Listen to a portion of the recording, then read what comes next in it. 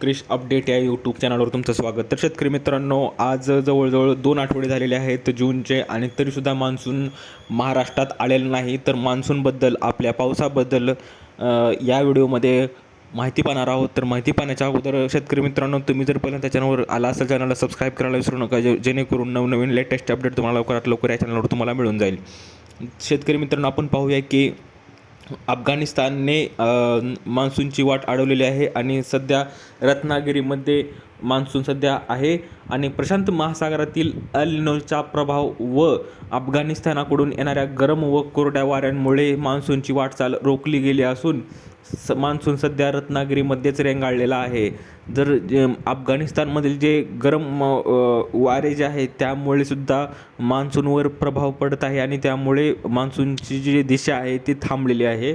आणि आपण पाहू शकतो की मान्सूनच्या पुढील प्रवासाला इथून सुरुवात होणार आहे. तर मुंबईसह महाराष्ट्राच्या उर्वरित भागात मान्सून दाखल होण्यासाठी आता थेट 20 जून उजाडण्याची शक्यता हवामान अभ्यासक आथर्य शेट्टी यांनी व्यक्त केली आहे.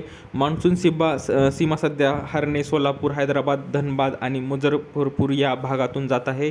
पुढील 2 ते 3 दिवसात मान्सून कर्नाटक, तेलंगणा आणि आंध्र प्रदेशात, पश्चिम बंगालचा उर्वरित भाग, ओडिशा, छत्तीसगडच्या काही भागात पुढे सरकण्याचे पोषक वातावरण सध्या तरी आहे. मात्र महाराष्ट्रात मान्सूनच्या आगेकूचीला वेग मंदावला आहे. पुढील 4 ते 5 दिवसात राज्यात एकूण पावसाचे प्रमाण कमी राहण्याची शक्यता आहे.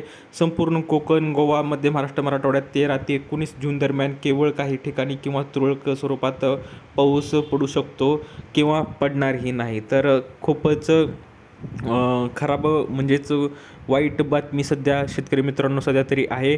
मराठवाडा विदर्भात उष्णतेची लाट आहे. सध्या मराठवाडा आणि विदर्भात 14 जून दरम्यान काही भागात उष्णतेची लाट येण्याची शक्यता आहे आणि विदर्भात 14 ते 15 जून दरम्यान नागरिकांना उष्णतेच्या लाटेचा सामना करावा लागू शकतो.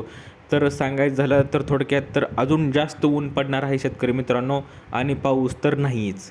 तर अंदाज काय आहे पुढे किती तारखेला पाऊस पडू शकतो हेही आपण पाहूया की मध्य महाराष्ट्र आणि मराठवाडा 14 जून रोजी विजांच्या कडकडाटासह ताशी 40 ते 50 किमी, काही ठिकाणी 60 किमीपर्यंत वेगाने वादळी वारे वाहण्याची शक्यता आहे. विदर्भ 17 जूनपर्यंत विदर्भात काही ठिकाणी विजांचा कडकडाट आणि वादळी वाऱ्यासह पाऊस पडू शकतो.